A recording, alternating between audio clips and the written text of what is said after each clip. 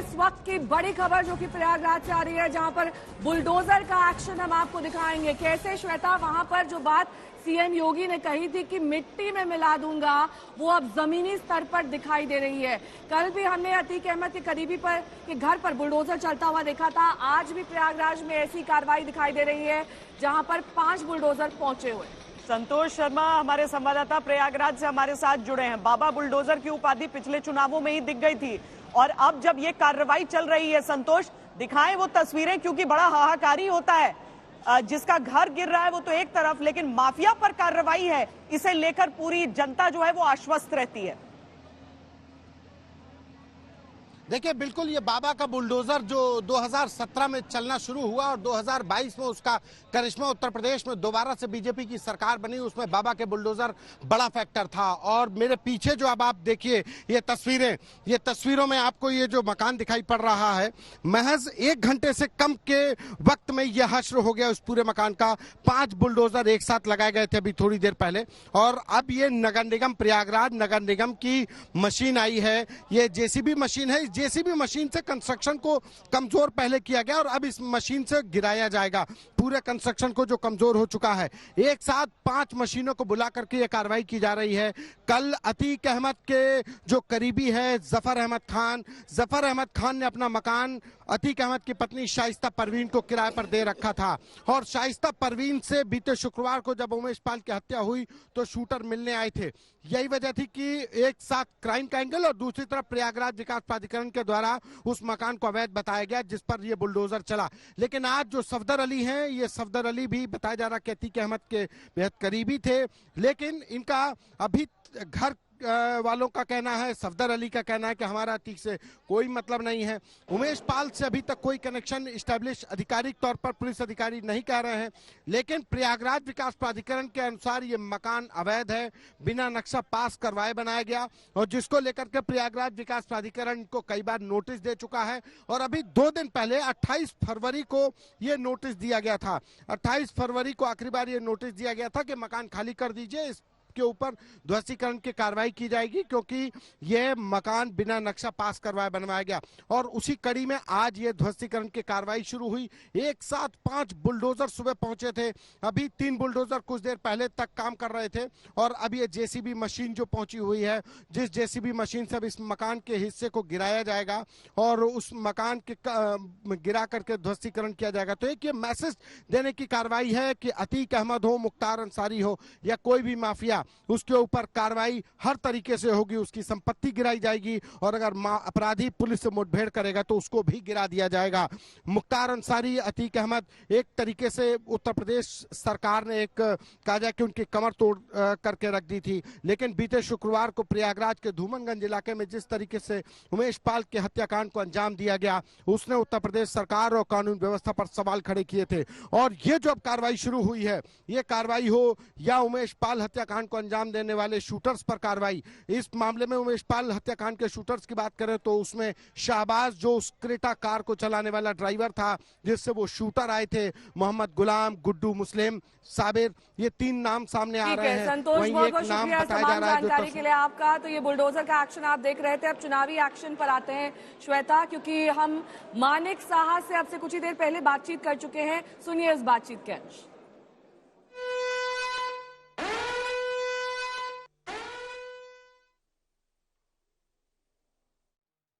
जीत के लिए कितनी कठिन रही ये राह?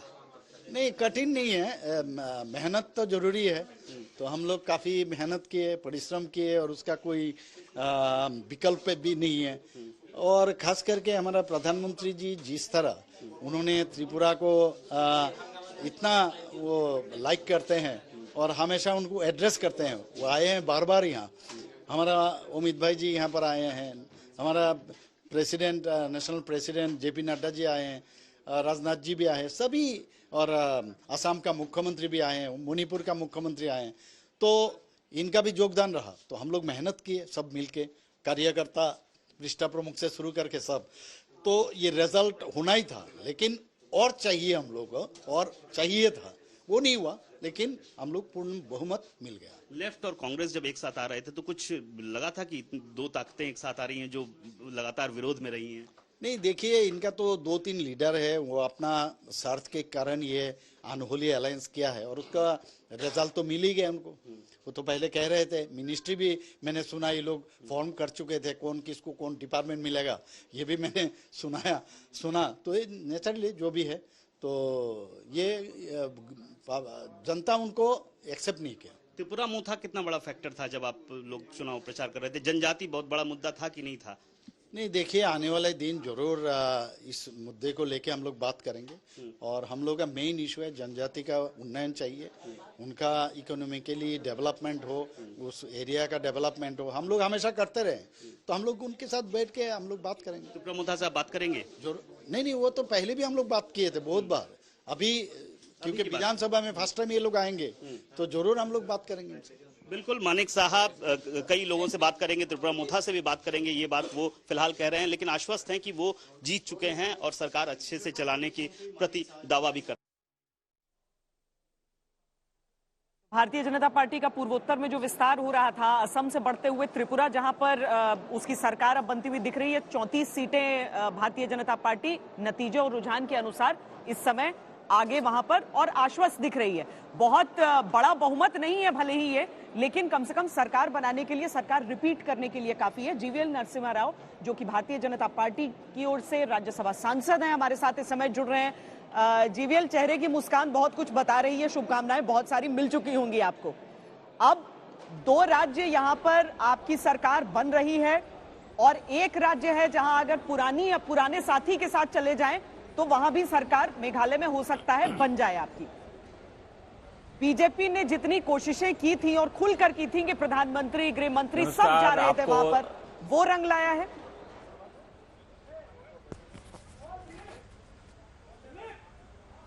बिल्कुल, हमारे पिछले 8.5 साल में माननीय प्रधानमंत्री जी के नेतृत्व में जो पूरा देश का विकास हुआ, उसमें पूर्वोत्तर राज्यों को एक विशेष ध्यान दिया गया। माननीय प्रधानमंत्री पिछले उनके टर्म में 8.5 साल में 51 बार 51 टाइम्स वो पूर्वोत्तर राज्यों में दौरा किए हैं। उसके पहले जितने देश के प्रधानमंत्री थे, 2014 के पहले तक जितने दौरे नहीं हुए, उससे ज्यादा उन्होंने पूर्वोत्तर राज्यों में जाने का उन्होंने काम किया है, क्योंकि इस प्रांत को, पूरे पूर्वोत्तर राज्य को, इलाके को विकास में आगे बढ़ाना है। यह माननीय प्रधानमंत्री जी की कल्पना थी। उस कल्पना के अनुसार पूरे सरकार ने काम किया है। इंफ्रास्ट्रक्चर क्षेत्र में और वहां के पीस एंड ट्रैंक्विलिटी के बारे में, लॉ एंड ऑर्डर के विषय में, पूरे देश के साथ विकास के श्रृंखले में जोड़ने के बारे में, जो पूर्वोत्तर राज्यों में जो विकास के जो नए आयाम छुए गए, मैं मानता हूं उत्तर पूर्वोत्तर राज्यों के जनता ने उसका, प्रधानमंत्री जी के काम का और हमारे सरकारों का, क्योंकि तीनों राज्यों में हमारे सरकारें थी और उन सरकारों के दौरान भी जो काम हुआ है उसके लिए जनता ने, इन तीनों राज्यों की जनता ने हमें आशीर्वाद दिया है। यह इसके लिए माननीय प्रधानमंत्री जी और हमारे पार्टी के कार्यकर्ता, उन सबको ये श्रेय जाता है। त्रिपुरा में 25 साल तक सत्ता रहा वो वामपंथियों का, और कांग्रेस उनके प्रमुख विपक्षी रूप में काम किया है। वो दोनों मिलकर आज इस चुनाव में हमारे सामने थे। उसके बावजूद त्रिपुरा की जनता ने भाजपा को फिर एक बार सरकार में आने का आशीर्वाद दिया है। मैं मानता हूं ये एक ऐतिहासिक जीत है, ये कोई छोटी बात नहीं है। ठीक है, ऐतिहासिक जीत यहाँ पर जीवीएल नरसिम्हा राव बता रहे हैं। लेकिन इस बीच नागालैंड के चुनाव प्रभारी नलिन कोहली जी हमारे साथ इस वक्त जुड़ गए हैं। नलिन जी, बहुत बहुत स्वागत है आपका आज तक पर। सबसे पहले मैं आपसे यही जानना चाहूंगी, किस तरीके से वहां पर चुनावी रणनीति को डिजाइन किया गया, कौन सी वो चुनौती थी बड़ी जिनको पार पाना था और जिस पर कहीं ना कहीं अब मोहर लगती हुई दिखाई दे रही है? धन्यवाद, आपका धन्यवाद। और हम नागालैंड की जनता का उनको धन्यवाद देते हैं जो उन्होंने हमारे सकारात्मक एजेंडा, शांति और विकास का जो एक एजेंडा हमने रखा उनके सामने, प्राइम मिनिस्टर मोदी के जो सरकार जो हमारे केंद्र में कर रही है और यहाँ रियासत की सरकार जो राज्य में कर रही है, उसको स्वीकारा है, आशीर्वाद दिया है। बिल्कुल ये ऐतिहासिक जीत है हमारे लिए, क्योंकि यहाँ पर रियो साहब शायद 5वीं बार अब मुख्यमंत्री बनने जा रहे हैं। वो बहुत बड़ा एक अचीवमेंट है। डबल इंजन गवर्नमेंट बनेगी। जिस प्रकार से यहाँ शांति और विकास हुए हैं पिछले 5 सालों में, वो अब और गति पकड़ेंगे। और मैं मानता हूं कि शांति के लिए जो जो कदम उठाए गए वो पूर्णता की ओर भी बढ़ सकते हैं। नलिन कोहली जी, आपके गठबंधन पार्टनर से अगर हम इतर आपको देखें बीजेपी को, तो सिर्फ एक पार्टी के तौर पर आप कितना बढ़े हैं? आपको क्या इस समय आकलन आपका क्या कह रहा है? देखिए, अगर मैं आंकड़ों से जाऊं तो पिछली बार हम 20 सीट लड़े थे, 12 जीते, और हमारे गठबंधन अलायंस पार्टनर ने 40 लड़े, वो 18 जीते। लेकिन इस बार जो बढ़त है वो ये है कि हम इस वक्त, जैसे मैं आपसे बात कर रहा हूं, हम 12 सीट जीत चुके हैं और एक सीट पे अभी लड़ाई चल रही है, आगे पीछे। तो हो सकता है हम 13 तक जाए, नहीं तो 12 तो हो ही गए, हमारे रिपीट परफॉर्मेंस है। लेकिन दोनों मिलके 40 के करीब आने वाले, तो ये अपने आप में बहुत बड़ा एक ग्रोथ है, क्योंकि इसका मतलब है अलायंस का जो बातचीत हमने की थी, और ये लोगों ने स्वीकारा है कि अलायंस को ही आगे बढ़ना। लोग बीजेपी को स्वीकार कर रहे हैं उसके स्वरूप में। एक चीज मैं हमेशा मानती हूं कि पूर्वोत्तर को हमेशा अगर अलग थलग माना गया तो उसके पीछे एक बहुत बड़ा कारण यह भी था कि कनेक्टिविटी नहीं था उन राज्यों की। अगर मैं दिल्ली में बैठ के ये चाहूं कि मैं नागालैंड घूमने जाना चाहती हूं, तो आज मुझे सड़क और हवाई दोनों मार्ग मिल जाते हैं। आपको लगता है इस हिसाब से भी दिल जुड़ने का प्रयास किया गया है? लेकिन आपको यह भी लगता है कि अगर हम उस मुख्य धारा की बात करते हैं जो कि शायद देश के केंद्र से उत्तर, दक्षिण, पूर्वोत्तर हर राज्य को जोड़ता है, तो उस लिहाज से अभी बहुत काम और बाकी है? आपका बहुत अच्छा प्रश्न है, क्योंकि मैं पूर्वोत्तर से अपने परिवार की वजह से 86 से जुड़ा हुआ, और भारतीय जनता पार्टी में 2012 से मुझे लगातार यहाँ प्रभार अलग अलग राज्यों के दिए गए। 2012 में मेघालय, उसके बाद 2013-14 में 2012 में मिजोरम, फिर 13-14 में मेघालय, फिर लोकसभा में मणिपुर, और फिर पिछले 3 सालों से नागालैंड। मुझे उसका सौभाग्य मिला है। यहाँ अक्सर कहा जाता था कि दिल्ली की दूरी बहुत है यहाँ से, और इट्स अ पेनफुल डिस्टेंस, लेकिन दिलों की भी दूरी है, उसे दूर करना है। अटल जी की सरकार ने लुक ईस्ट पॉलिसी शुरू किया और इंफ्रास्ट्रक्चर पे फोकस किया। उन्होंने department of north east affairs बनाया, एक सेपरेट ट्राइबल मिनिस्ट्री बनाई, लेकिन मोदी जी उसे एक बिल्कुल अलग लेवल पर ले चुके हैं। यहाँ पर उन्होंने शिलोंग में अपने भाषण में कहा था कि उनके कार्यकाल से पहले यहाँ केवल 2 लाख करोड़ से कम खर्च हुआ था इंफ्रास्ट्रक्चर में, लेकिन पिछले 7 सालों में मोदी जी की सरकार के रहते 7 लाख करोड़ रुपए इंफ्रास्ट्रक्चर पे आए। हाईवेज, इंटरनेट, रेलवेज, एयरपोर्ट्स, इतनी फ्लाइट्स हो गई हैं। पहले फ्लाइट ही नहीं होती थी, हफ्ते में 1 बार 2 बार, आज दिन में 2-2, 3-3 फ्लाइटें भी हैं, और multiple connectivity between north eastern states. जैसे आज सुबह मैं गुवाहाटी से पहुंचा हूं, रात गुवाहाटी पहुंचा, और सुबह की अर्ली मॉर्निंग फ्लाइट भी गुवाहाटी से यहाँ दीमापुर, अब वही फ्लाइट आ गई। बहुत शुक्रिया नलिन कोहली जी, हमसे बातचीत करने के लिए शुभकामनाओं सहित बहुत शुक्रिया। अब सीधे प्रयागराज वापस चलते हैं, जहां पर घर तोड़ने की जो कार्रवाई है माफिया के करीबी के, वो अब देखिए अब अपने अंतिम चरण में पहुंच गया है। बिल्कुल, और तस्वीरें कल भी हमने आपको दिखाई थी। कल भी अतीक अहमद के करीबी के घर बुलडोजर चला था, गली सकरी थी श्वेता उस वक्त, तो एक बुलडोजर वहां तक पहुंच पाया था, लेकिन कार्रवाई वो लंबी चली थी। और जैसा कि हम अब देख पा रहे हैं, ये भी अतीक अहमद के करीबी बताए जा रहे हैं, जहां पर आज दूसरे दिन भी बुलडोजर का एक्शन जारी है। भारी सुरक्षा बल के बीच इस बुलडोजर एक्शन को अंजाम दिया जा रहा है, लेकिन इस बीच ये भी समझना होगा कि कैसे जो बात सदन के पटल पर मुख्यमंत्री योगी आदित्यनाथ ने कही थी, वो दरअसल अब कार्यान्वित होती हुई दिखाई दे रही है। कैसे जमीनी स्तर पर अब इसे प्रयागराज पुलिस और साथ ही यूपी पुलिस के सहयोग से इस पूरी बुलडोजर की कार्रवाई को यहां पर लागू किया जा रहा है। और ये सिलसिला यही नहीं थमने वाला है श्वेता, ये लगातार जारी रहेगा। एक एक करीबी को टारगेट करके सीधे तौर पर दबाव की परिस्थितियां यहां पर बनाई जाएंगी, ताकि उन लोगों तक, उन अपराधियों तक पुलिस के हाथ पहुंच सके जो सीधे तौर पर इस हत्याकांड में शामिल थे। पहले मकान के निर्माण को कमजोर किया गया, और देखिए अब बुलडोजर छत पर बार बार चोट करके बार बार प्रहार करके ये मकान जो है वो जमींदोज हो रहा है। अब ये एक के बाद एक बुलडोजर का ये प्रहार, और दूसरी तरफ आपके कानों में उत्तर प्रदेश के मुख्यमंत्री योगी आदित्यनाथ की वो बात गूंजेगी जिसमें वो कहते हैं कि मिट्टी में मिला दूंगा। बहुत कठोर प्रहार उन्होंने अपने विपक्ष पर भी किया और साथ में ये कहा था कि पहले वन डिस्ट्रिक्ट वन माफिया का राज चलता था और अब उसी माफिया को मिट्टी में मिलाया जाएगा। तो सफदर अली जो कि अतीक अहमद का करीबी बताया जाता है, उसके घर पर बुलडोजर की यह कार्रवाई। संतोष शर्मा हमारे साथ प्रयागराज से लगातार जुड़े हैं। संतोष, समूचे घर को ध्वस्त किया जा रहा है या केवल एक हिस्से का निर्माण? क्योंकि अब तो लग रहा है कि यह अंतिम प्रहार और मकान ध्वस्त पूरी तरीके से। देखिए, बिल्कुल ये पूरा मकान गिराया जाएगा। ये तस्वीरें हम आपको दिखाते हैं और पूरी विवरण बताते हैं कि देखिए ये पूरा मकान जिस तरीके से क्षतिग्रस्त करके 5 मशीनें लगाई गई हैं। अगर ये सिंबॉलिक एक हिस्सा गिराया गया होता तो ये माना जाता कि उस एरिया को इलीगल डिक्लेयर किया गया है लोकल विकास प्राधिकरण के द्वारा। प्रयागराज विकास प्राधिकरण ने माना, लेकिन ये पूरा कंस्ट्रक्शन ही इलीगल बताया गया। कहा कि ये पूरा मकान ही इलीगल है, जिसका नक्शा भी पास नहीं था, जिसकी परमिशन भी नहीं थी। तो कहा जा सकता है कि ये पूरा मकान ढहाया जाएगा और ये मकान को ढहाने के लिए ही एक साथ 5 मशीनें हम सुबह से देख रहे हैं।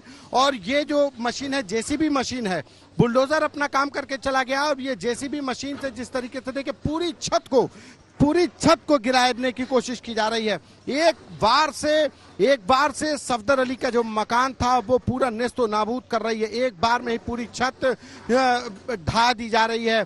जो लोहे की छड़ें लगाई गई थी छत की मजबूती के आगे, वो पूरी छत की जो लोहे की छड़ें थी वो बिल्कुल तिनका तिनका होकर के बिखर रही हैं। जो सीमेंट लगाया गया था वो सीमेंट मिट्टी में मिलाया जा रहा है। तो मुख्यमंत्री योगी आदित्यनाथ के द्वारा जो बयान दिया गया असेंबली में कि ऐसे माफियाओं को मिट्टी में मिला दिया जाएगा, वो हम सामने देख रहे हैं। ये संतोष, कल की कार्रवाई और आज की कार्रवाई में कुछ फर्क दिखाई दे रहा है आपको? देखिए, कल की कार्रवाई में एक अंतर ये था कि वो छोटे मोहल्ले में मकान था, एक जेसीबी लगाई गई थी।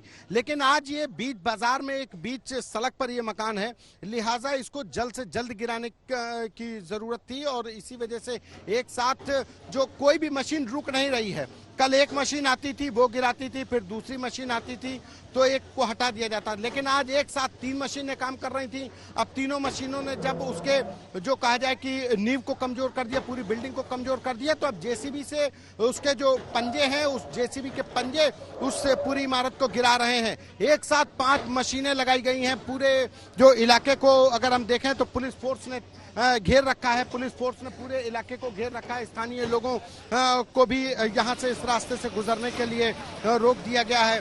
जो सामान है लोगों का, इस घर के मालिक का, सफदर अली का, उसको निकाल दिया गया और उसके बाद अब इसके डिमोलिशन की कार्रवाई शुरू कर दी गई है।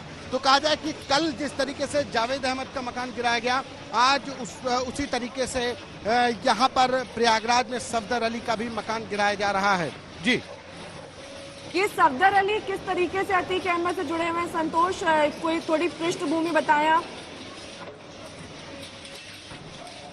देखिए, सफदर अली की बात करें तो सफदर अली का SSA गन हाउस है, यहाँ जॉनसन रोड है प्रयागराज में, जहाँ पर उनका गन हाउस है। बताया जा रहा है कि सफदर अली अतीक अहमद के बेहद करीबी हैं। हालांकि हमने सफदर अली से भी बात की, उनके दोनों बेटों से भी बात की जिनके नाम पर यह मकान रजिस्टर्ड है। उनका कहना है कि हमारा अतीक अहमद से कोई लेना देना नहीं है। अतीक अहमद चूंकि यहाँ से विधायक सांसद रहे और जिस तरीके से जनप्रतिनिधि से परिचय होता है वही हमारा परिचय है, लेकिन बाकी कोई हमारा उनसे लेना देना नहीं था। कोई क्रिमिनल एक्टिविटी नहीं थी, ना ही हमारा उमेश पाल मर्डर के शूटरों से लेना देना है, कोई कनेक्शन नहीं है। उसके बाद भी ये कार्रवाई की जा रही है, ये कहना है सफदर अली उनके परिवार का। लेकिन जो प्रशासन के अधिकारी हैं, जो पुलिस के अधिकारी हैं, उनका कहना है कि अतीक अहमद ने तमाम ऐसे लोगों को फंड कर रखा था जिनको, जैसे कि कल जावेद अहमद खान के घर को गिराया गया। तो जावेद अहमद खान को बताया जा रहा है कि पहले अतीक अहमद के एक करीबी बिल्डर के द्वारा खरीदा गया और उस बिल्डर ने ये मकान जावेद अहमद को बेच दिया और जावेद अहमद ने वो मकान अतीक अहमद की पत्नी को किराए पर दे दिया। जावेद अहमद यहाँ नहीं रहता, उनकी पत्नी किराए पर रहने लगी अतीक अहमद की। तो इस तरीके से तमाम ऐसे जो ये हम लोग भी जानते हैं कि तमाम जो माफिया होते हैं वो अपना ऐसे तमाम जो समाज में जो सफेद पोश जो शरीफ लोग होते हैं उनको पैट्रोनेज इसीलिए करते हैं कि ताकि आड़े वक्त में काम आए। ये पुलिस के अधिकारियों का कहना है कि सफदर अली उनके हिमायती थे, उनके वफादार थे और प्रयागराज विकास प्राधिकरण कह रहा है कि उनका ये मकान इल्लीगल है, जिसका नक्शा पास नहीं था, पूरा मकान इल्लीगल है, जिसको लेकर के ये ध्वस्तीकरण की कार्रवाई की जा रही है। जी ये दो तस्वीरें हम दिखा रहे हैं, पहली जब कार्रवाई की शुरुआत हुई थी और दूसरी जो अब कार्रवाई अपने अंतिम चरण में है। पूरी तरीके से जमींदोज मकान आपको अब दिखेगा नहीं, क्या आलीशान मकान पहली तस्वीर में आपको दिखा, और दूसरी तस्वीर जहां पर केवल अब जो धूल का गुबार है संतोष वो नजर आ रहा है। घर पूरी तरीके से अब यहां पर गिर चुका है, वहां पर सभी अधिकारी भी दिख रहे हैं, वहां पर सुरक्षा व्यवस्था भी दिख रही है, लेकिन किसी तरह की कोई दिक्कत आई नहीं थी, किसी तरह का विरोध हुआ नहीं था संतोष। देखिए यहाँ पर भी नहीं हुआ और अभी तक मुझे कहीं पर भी पूरे प्रदेश में जहाँ पे बुलडोजर चला वहाँ पर कोई मुझे विरोध ऐसा कभी दिखा ही नहीं। यहाँ पर भी जो परिवार के लोग थे उन लोगों ने जरूर शुरुआत में जब हम खुद पहुँचे थे डिमोलिशन की ड्राइव शुरू होने से पहले, तब हम लोगों ने उनसे बात की तो उनका कहना था कि हमें कभी प्रयागराज विकास प्राधिकरण ने नोटिस नहीं दिया, हमारा अतीक अहमद से कोई लेना देना नहीं है। शुरुआत में जब कार्रवाई की शुरुआत हो रही थी तो घर वालों का कहना था कि हमें माकूल वक्त नहीं दिया गया और लिहाजा शुरुआत में थोड़ा विरोध हुआ, लेकिन जब अधिकारियों ने बताया कि सरकारी काम में बाधा पहुंचाने का अपराध हो जाएगा तो घर वाले खुद ही उस सामान को निकाल करके बाहर रख दिया और ये पूरा घर अब जमींदोज किया जा रहा है। गुबार नजर आ रहा है, ये मिट्टी में मिलता हुआ ये घर नजर आ रहा है जो कल तक कोठी इस पूरे सड़क की शान हुआ करती थी, एक पहचान हुआ करती थी कि सफदर अली के घर के सामने से रास्ता तमाम लोग बताते थे कि सफदर अली के सामने वाली गली में हमारा घर है। इस तरीके से एक लैंडमार्क था। आज वो सफदर अली की घर गिरा दिया गया, पूरी तरीके से जमीन में मिला दिया गया, मिट्टी में मिला दिया गया है। इस तरीके से एक साथ कार्रवाई की गई है। हालांकि इस कार्रवाई को शुरू होने में कल की अपेक्षा देरी लगी। कल 11 बजे यह अभियान शुरू हो चुका था, लेकिन आज इस अभियान को शुरू होने में वक्त लगा। लगभग 1 बजे शुरू हो पाई, 2-2.5 घंटे लेट हुआ क्योंकि यहाँ पर बिजली का कनेक्शन को भी काटना पड़ा, लेकिन एक साथ कार्रवाई ने शुरू की कि कल कार्रवाई हुई, आज कार्रवाई हो रही है और कल किसका नंबर लगने वाला है, कुछ जानकारी मिल रही है? देखिए 22 लोगों के नाम चिन्हित हैं। जिन लोगों के 22 लोगों के नाम चिन्हित हैं उसमें उमेश पाल हत्याकांड से जुड़े लोगों के नाम बताए जा रहे हैं और जिनके नाम चर्चा में हैं वो गुड्डू मुस्लिम का नाम एक आ रहा है, मोहम्मद गुलाम का नाम आ रहा है, साबिर का नाम आ रहा है। ये 3 नाम ऐसे हैं जिनको कि लेकर के पुलिस के अधिकारी भी कह रहे हैं कि हमें इनकी तलाश है और जाहिर सी बात है कि अगर इनकी तलाश है तो इनकी अपराध से अर्जित संपत्ति जो कानूनन तौर पर उत्तर प्रदेश सरकार ने शुरू किया है मिट्टी में मिलाने का, जमींदोज करने का, तो वो एक उनका टारगेट हो सकते हैं। लेकिन अभी उसमें कितना कागजी कार्रवाई भी करनी होगी और उनका गिरफ्तार होना भी जरूरी है। तो पुलिस की टीमें एक तरफ उनकी गिरफ्तारी करने में जी लौटेंगे आपके पास। ये बुलडोजर एक्शन किस तरीके से अब अतीक अहमद के करीबियों पर हो रहा है